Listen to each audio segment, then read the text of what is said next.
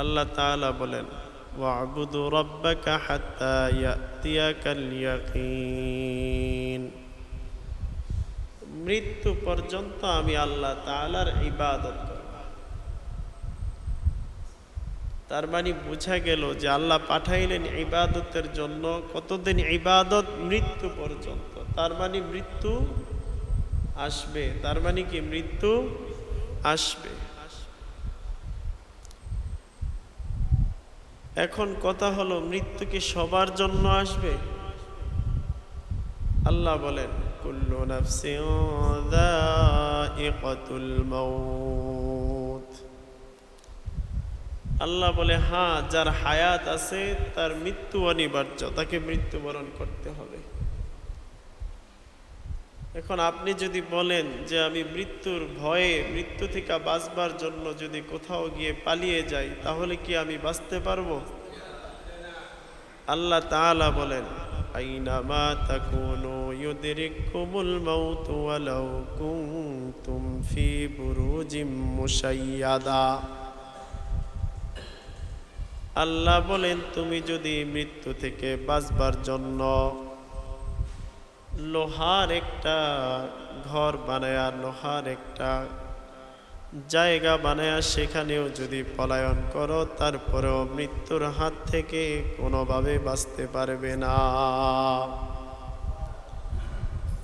আপনি যদি আল্লাহকে আবার বলেন, আল্লাহ, মৃত্যুর হাত থেকে বাঁচতে পারবো না, কিন্তু যদি মৃত্যু আমার সামনে আসে, মৃত্যু থেকে কি আমি কয়েক মিনিটের জন্য ছাড়া পাবো নাকি? আমাকে সুযোগ দেওয়া হবে নাকি?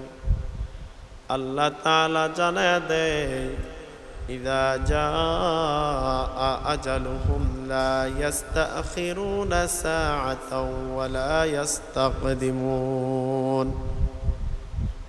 মৃত্যু যখন কাহারো সামনে এসে দাঁড়ায় যায়, তখন বান্দার জন্য এক পা সামনে দেওয়া, এক পা পিছনে দেওয়ার কোনো সুযোগ থাকে না।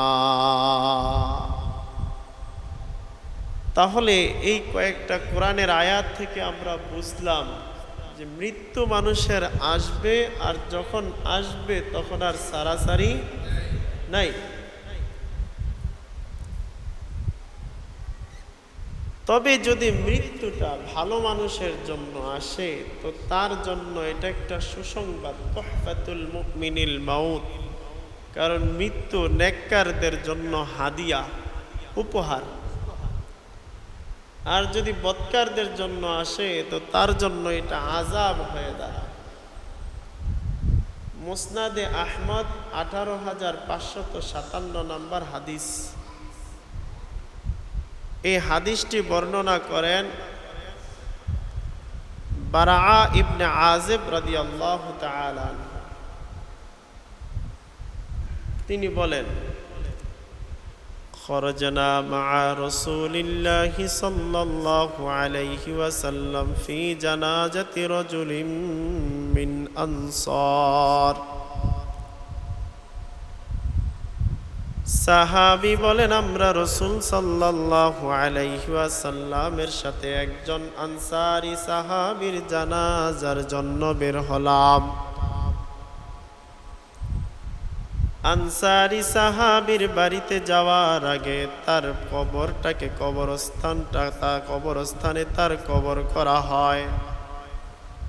যেমন একটু বুঝেন, আমরা যদি ওই পাটোয়ারি বাড়িতে কেউ মারা যায়, তাহলে দেখা যাবে যে এই কবরস্থানে যদি তার কবরটা করে, তাহলে জানাজার নামাজে যাওয়ার আগে বা তার বাড়িতে যাওয়ার আগে কবরটা আমাদের সামনে পড়বে না? কথা বুঝেন? কবরটা আমাদের সামনে পড়বে না? তো আনসারী সাহাবীও মারা গেছে যেই বাড়িতে, তার বাড়িতে যাওয়ার পথেই তার কবরটা রাস্তার পাশে। সাহাবী বলেন, আমরা রাসূলের সাথে আনসারী সাহাবীর জানাজার জন্য বের হলাম। আল্লাহর নবী যাইতেছিলেন, আনসারী সাহাবীর কবরটাকে দেখে আল্লাহর নবী তার কবরের পাশে বসে গেলেন। আল্লাহর নবী বসলেন, আমরাও আল্লাহর নবীর সাথে বসলাম।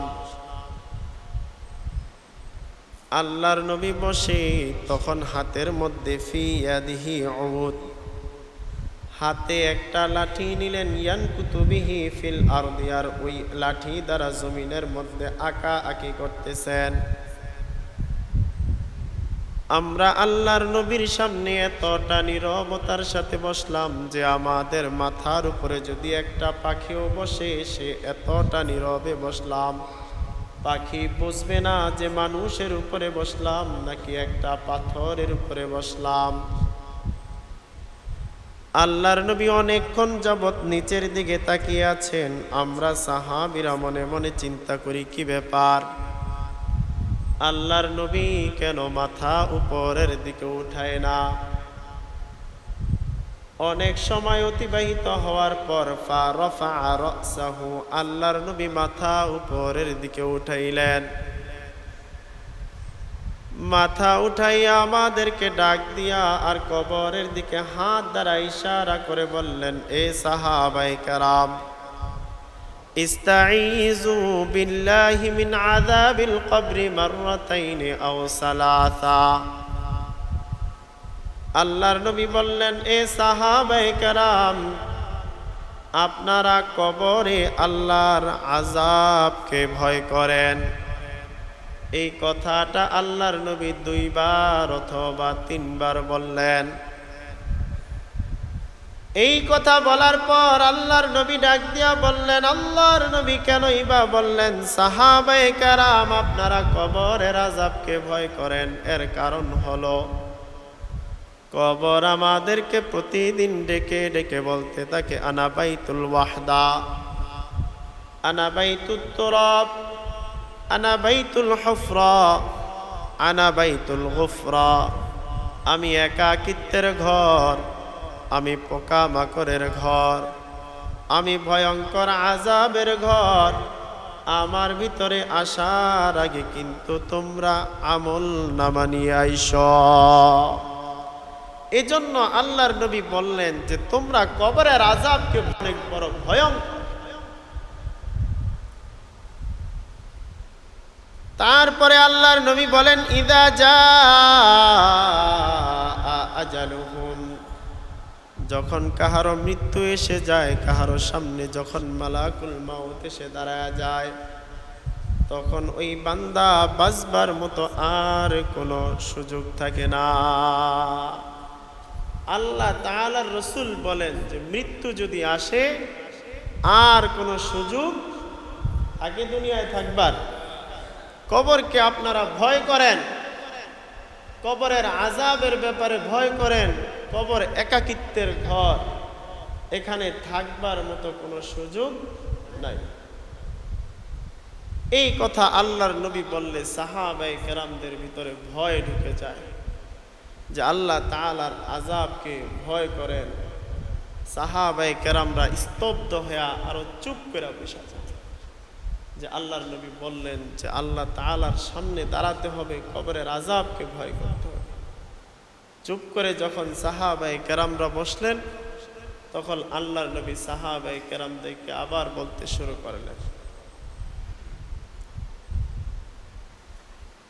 যখন কোনো নেককার বান্দার সামনে মালাকুল মাউত এসে দাঁড়ায় যায়,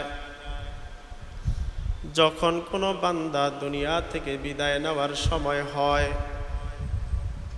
সুম্মা ইয়াজিউ ইলাইহি মালাইকাতুস সামা বিদুল ওয়াজুহ,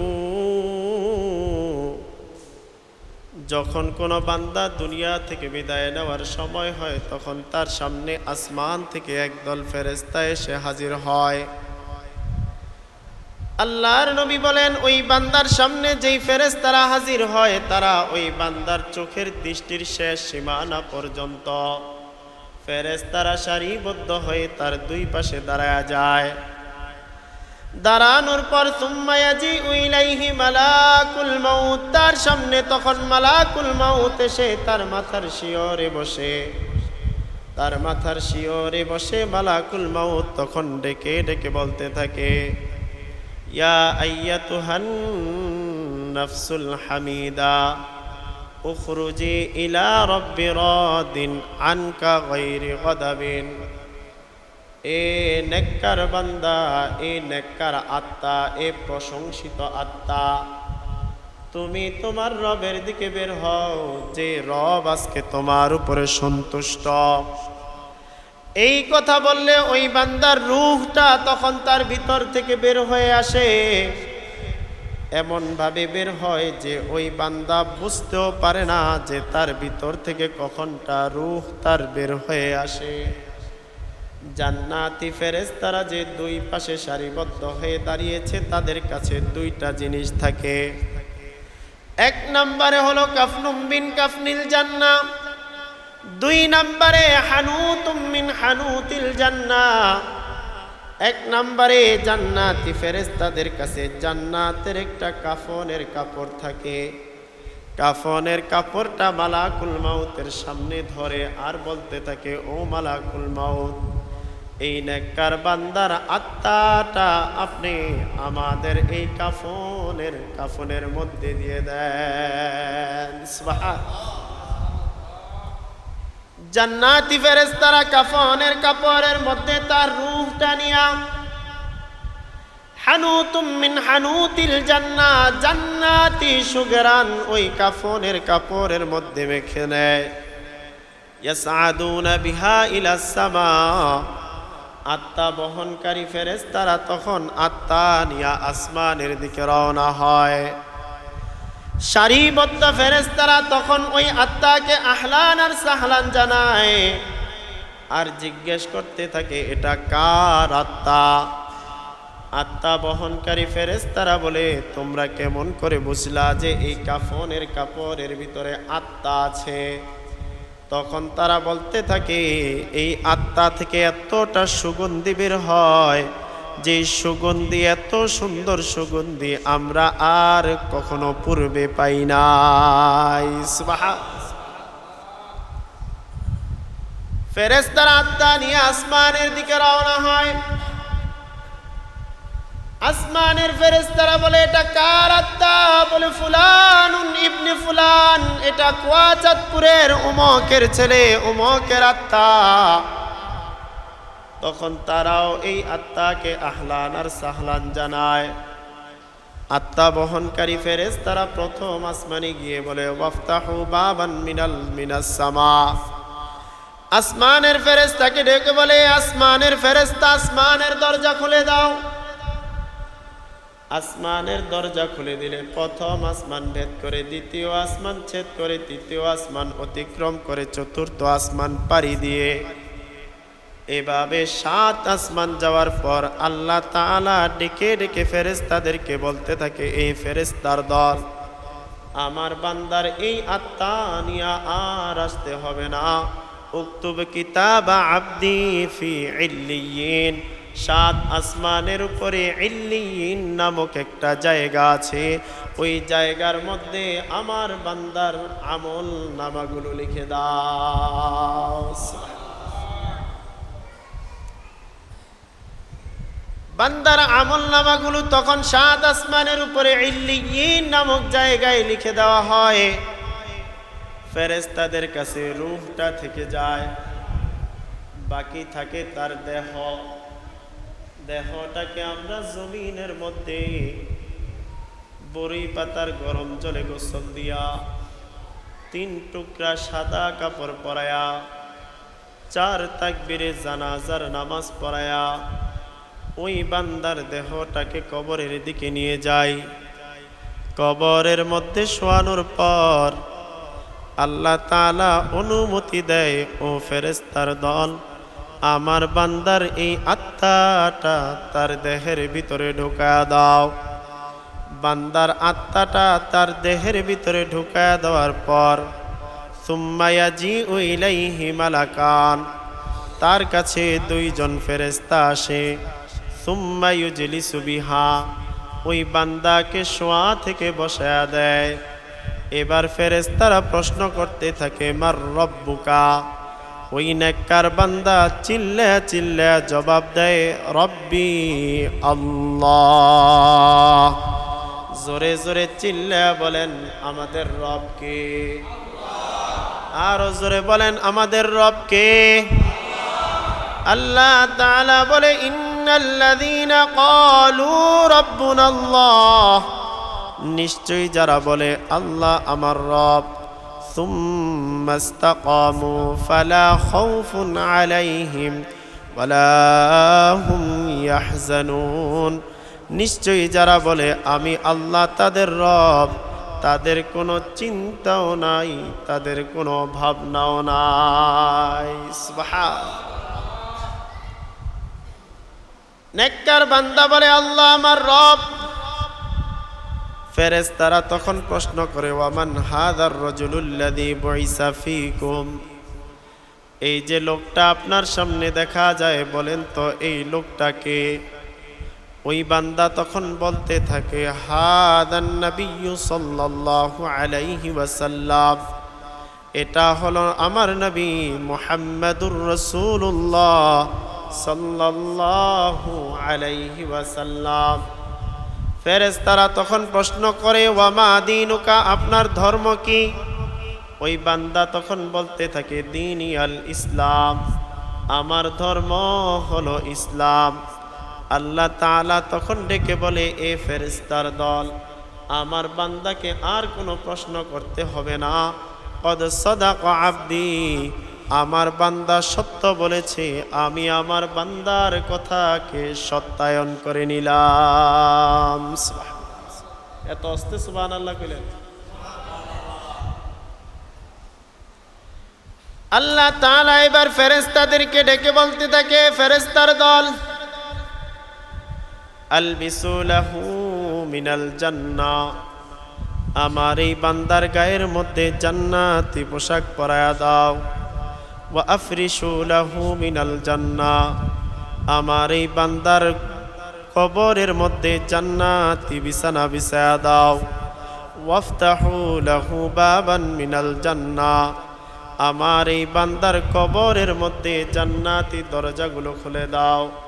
হাদিসের মধ্যে আসে যখন জান্নাতের দরজাগুলো খুলে দেওয়া হয়, ওই বান্দা তখন জান্নাতি হুর গিলমান ধরার জন্য হাত বাড়ায়। আল্লাহ তাআলা ডাক দিয়া বলে গোলাম, এখনো পর্যন্ত জান্নাতি হুর গিলমান ধরার সময় আসে না।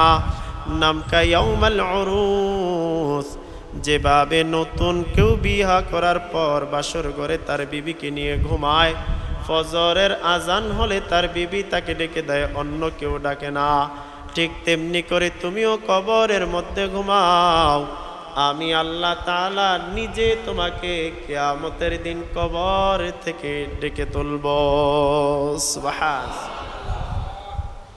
কেউ যদি নেককার হয় তো তার মৃত্যুটা এমন সুন্দর হয়, কবরটা তার জন্য অপেক্ষা করে, জান্নাত তার জন্য অপেক্ষা করে। আর যদি কোনো বান্দা বদকার হয়,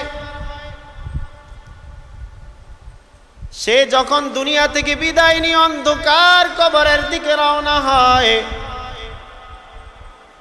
সুম্মা ইয়াজিউ ইলাইহি মালাইকাতুস সামা বিদুল ওয়ুজুহ,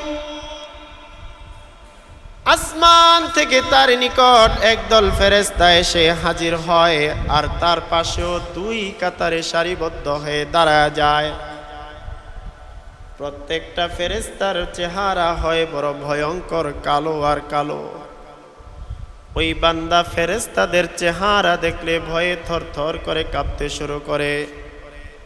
মা হুমুল মাসুক, তাদের কাছে জাহান্নামের দুর্গন্ধযুক্ত একটা সালার চট থাকে।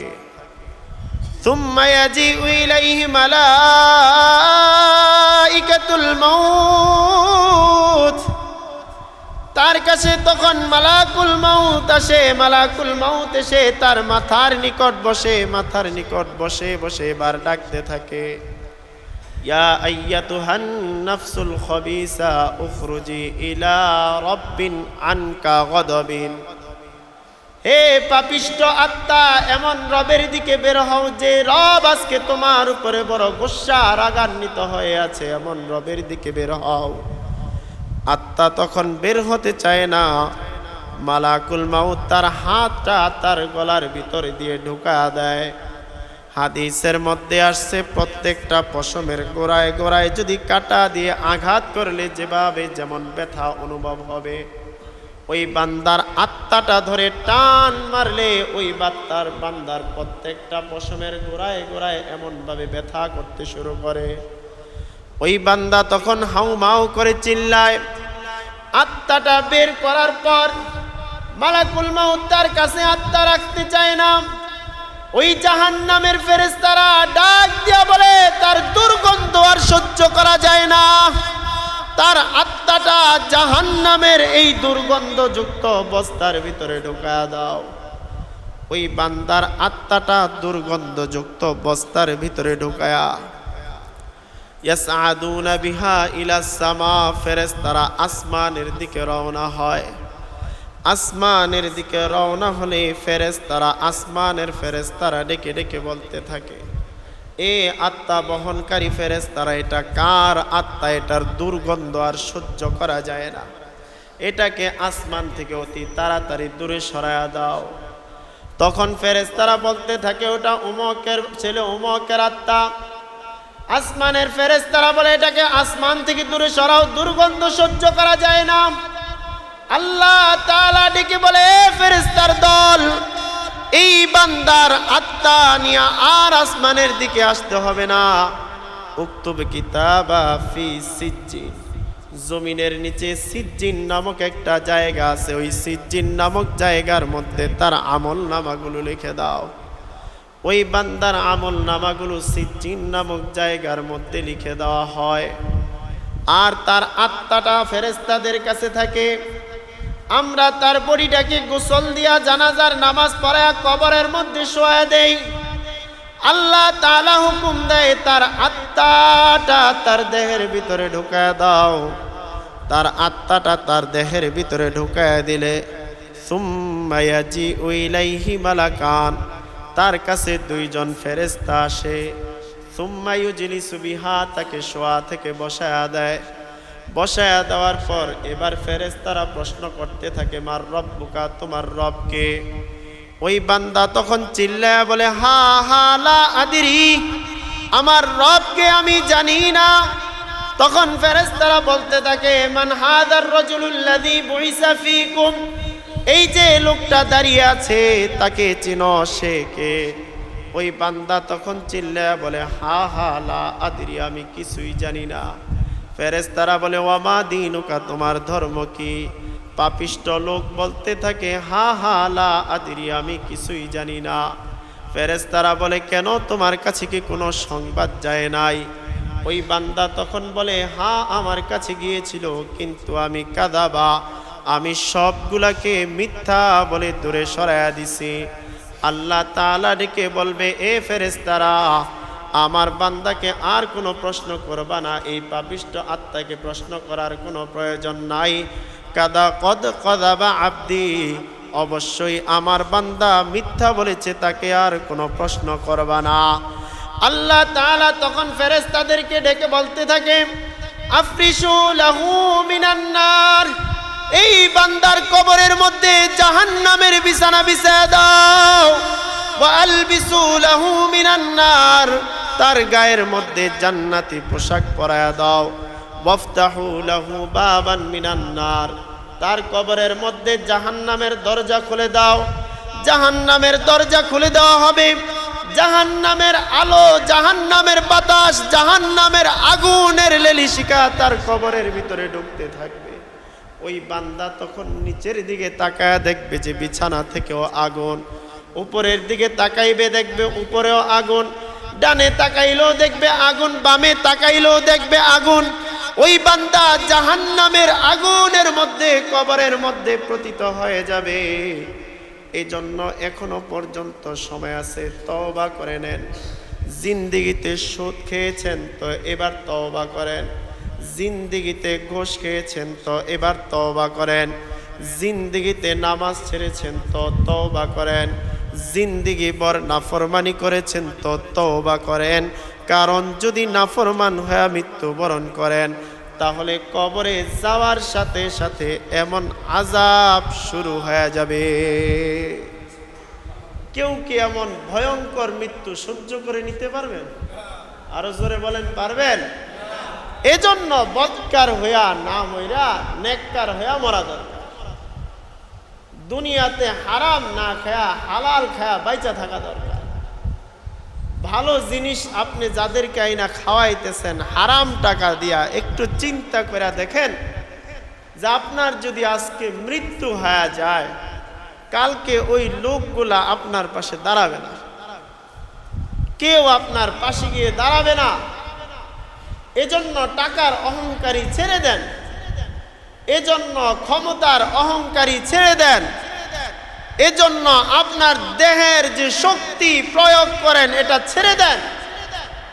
আজকালকে দেখা যায় যদি আমরা ডানে বামে তাকাই, অনেক যুবক আছে তারা ধমকি দিয়া বলে আমারে চিনো, আমি কে?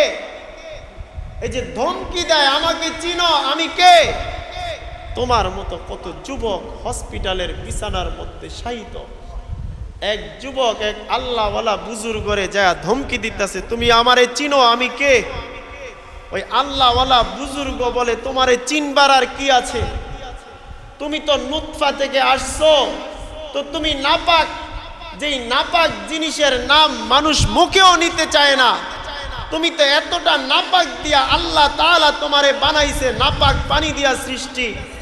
তুমি আমাকে ধমকি দাও আমি তোমাকে চিনি কিনা? এখন যদি তোমার পেট কাইটা দেওয়া হয় তো পেট থেকে নাপাক বের হবে। তুই তো বেটা একটা নাপাক যুবক। এখন যদি তোর মৃত্যু হয়ে যায়, একটু পরে তো তোর দেহ পয়চা, তোর দেহ থেকে পচা দুর্গন্ধ বের হবে। অতএব তোর সুরটাও নাপাক, দুর্গন্ধযুক্ত, তোর মাধ্যমটাও দুর্গন্ধযুক্ত, নাপাক। তোর যদি মৃত্যু হয়ে যায় তো একটু পরে তুই হয়ে যাবি নাপাক, দুর্গন্ধযুক্ত। তোর মতো দুর্গন্ধযুক্ত মানুষকে আবার চিনবার কি আছে? তোরে তো চিনবার মতো কিছুই নাই। অতএব তোর ভিতরে কিছুই নাই, ধমকি দিয়া লাভ নাই যে আমারে চিনো, আমি কে। তুমি যেই হও না কেন চিন্তা করে দেখো, তুমি নাপাক ছাড়া আর কিছুই না।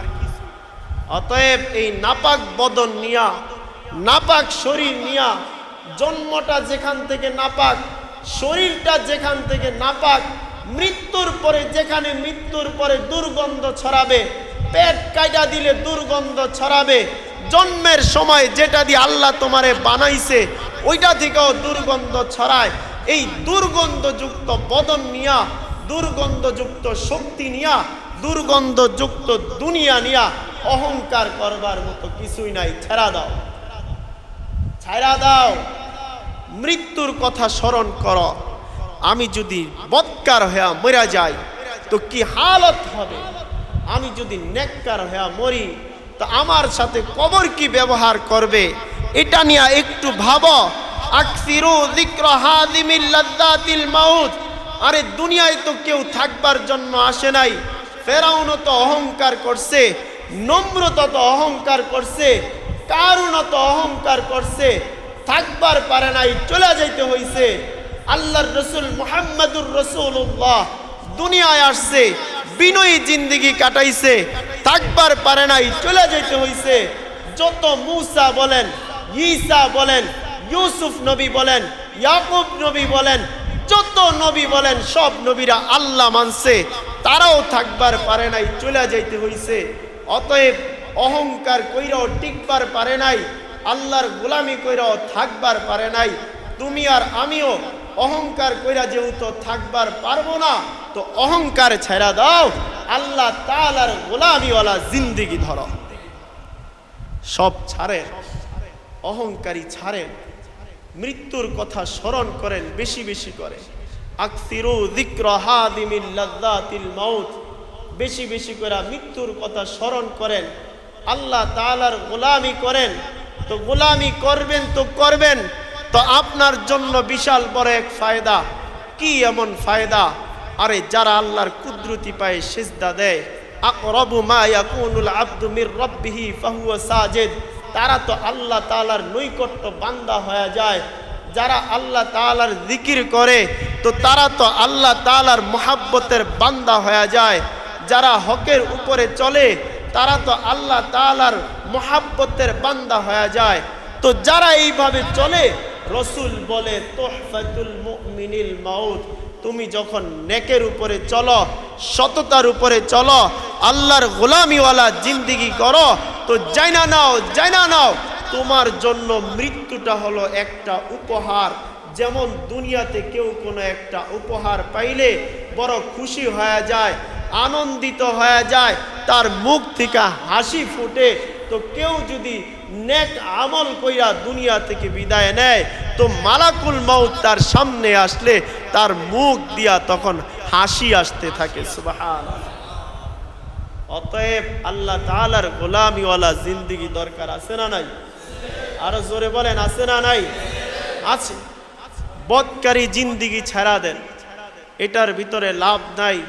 কারণ মৃত্যুর সাথে সাথে আল্লাহর গজব শুরু হয়ে যায়, মৃত্যুর সাথে সাথে আল্লাহর আযাব শুরু হয়ে যায়, মৃত্যুর সাথে সাথে তখন আল্লাহ তাআলা তাকে শাস্তি দিতে শুরু করে। এজন্য বদকারী জিন্দেগি ছেড়া দেন। হযরত ইব্রাহিম আলাইহিস সালামের সাথে একবার মালাকুল মাউতের দেখা। মালাকুল মাউতকে ইব্রাহিম আলাইহিস সালাম ডাক দিয়া কয়, এ মালাকুল মাউত, তুমি যখন কোনো বদকারের সামনে দাঁড়াও তো তোমার আকৃতিটা কেমন হয় আমারে একটু দেখাইবা? তখন মালাকুল মাউত বলে, পয়গম্বরে ইব্রাহিম, আপনি এমন হালত দেখলে সহ্য করতে পারবেন না।